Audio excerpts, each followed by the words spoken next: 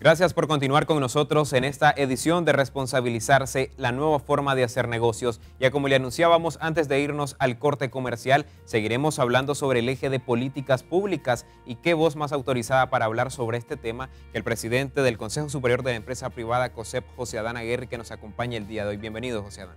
Gracias por la oportunidad. Uno de los puntos que plantea este eje de políticas públicas es precisamente la formulación de leyes y políticas que no solamente vengan a beneficiar a las compañías, sino también a la sociedad en general. Pero antes queremos hacer un retroceso en el cassette. ¿Cómo era la relación entre la empresa privada y el gobierno hace años atrás, antes de que se entablara este diálogo público-privado que actualmente existe en nuestro país? Gracias por la oportunidad de nuevo. Yo utilizo mucho una frase. Hace 10 años que empezamos en la gremialidad y que empezamos a ser asiduos, ya hacíamos presencia permanente dentro de las organizaciones gremiales, dentro de la Cámara de Comercio, dentro del Consejo Superior de la Empresa Privada. Nosotros decíamos que los gremios en aquel entonces éramos socialmente activos. Y yo utilizaba esa frase para referirme, utilizo esa frase para referirme a que los gremios lo que hacíamos era sentarnos toda la semana, compartir, filosofar, decir que íbamos a mejorar el país, y la realidad es que hacíamos poco. Y lo que hemos hecho en estos 10 años últimos es convertirnos en gremios activos socialmente. Es decir, decidimos que no tenían que seguir tomando otros las decisiones por nosotros, y esto fue lo que inició un proceso de cambio. En el año 2005 empezamos a trabajar directamente, llegando a la Asamblea Nacional, poniendo nuestras primeras posiciones alrededor de leyes que estaban decidiendo los políticos y que ni siquiera estaban tomando en cuenta a los afectados. En este caso, leyes económicas que tenían que ver con las empresas.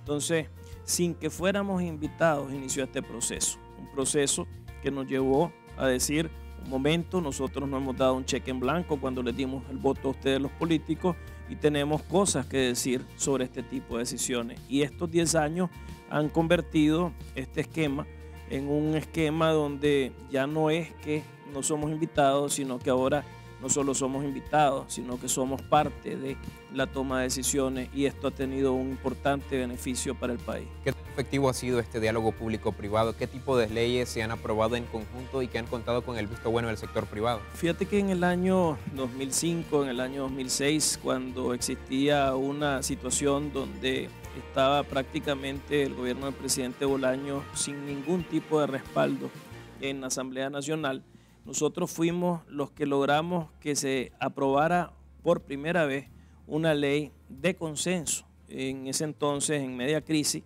política, que fue la ley de mediación y arbitraje. Esta fue la primera ley que nosotros logramos trabajar.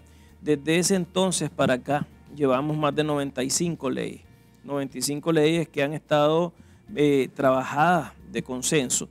Y lo que es importante de esto es que han sido trabajadas no como COSEP, sino COSEP como un mediador entre los diferentes sectores empresariales en cada una de las leyes que tienen que ver con los sectores de manera específica.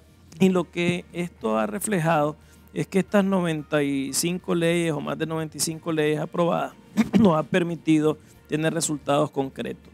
Nosotros hemos visto primero que el tema confianza ha sido el beneficiario de este proceso, de este aseguramiento de clima de negocio.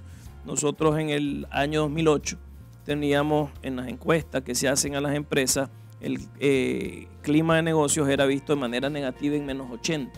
En la última encuesta que saca FUNIDE, estamos hablando de que el clima de negocios hoy está entre un +40, un +50. Entonces, has logrado traducir en este periodo de tiempo un clima negativo a un clima positivo en un orden de 130 puntos. ¿Esto qué ha significado? Esto lo que ha significado es que hoy tenemos el mayor crecimiento de la región. Esto ha significado que hemos aumentado 5 veces las inversiones en las exportaciones del país. Hemos aumentado 6 veces la inversión extranjera en el país. Esto ha significado que tenemos 3 acuerdos multianuales de salario mínimo en zona franca. Esto ha significado que hemos logrado participar en 6 negociaciones de tratados de libre comercio, incluyendo obviamente un nuevo proceso, que es el proceso con Corea, que va a ser un nuevo tratado regional Centroamérica-Corea, que ya estamos siendo parte de este proceso. Entonces, todo esto se ha traducido en ese tipo de resultados y al final lo que la gente quiere es empleo. Ahora, sabemos de que la formulación de este tipo de leyes muchas veces no solamente beneficia a la empresa privada como tal, que es lo que mencionábamos, y ahorita está en contexto esto de la ley de banda ancha que se está criticando porque podría ser como un tipo de regulación para el uso del Internet en nuestro país. Cuéntenos el impacto que tiene a nivel social el tipo de formulaciones de leyes que ustedes han trabajado en consenso con el gobierno. Cuando hacemos este esfuerzo, el COSEP, las cámaras que pertenecen al COSEP, las empresas que son miembros de las cámaras que pertenecen al COSEP, no lo hacemos únicamente pensando en la empresa, no lo hacemos pensando en el gremio.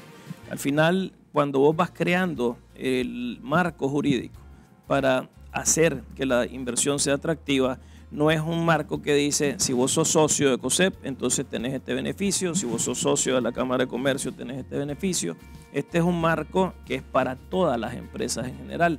Y esto lo que te permite entonces es la promoción de la inversión, que al final, en relación a la sociedad, lo importante es generar empleo. Ahora, por el otro lado, esto también se ha desarrollado a la par de un proceso de involucramiento directo de las empresas con la comunidad. Entonces, hoy más que nunca, las empresas participan de manera directa en la mejora de la vida en las comunidades donde están. En este sentido, la ley que vos mencionabas es una ley que lo que podría provocar es que en vez de seguir vendiendo a Nicaragua como un lugar que atrae inversión, y uno de estos ejes que hemos logrado atraer son los call centers, que son los servicios de tercerización, donde hoy vos tenés a estas empresas dándole trabajo a un montón de jóvenes que hablan inglés.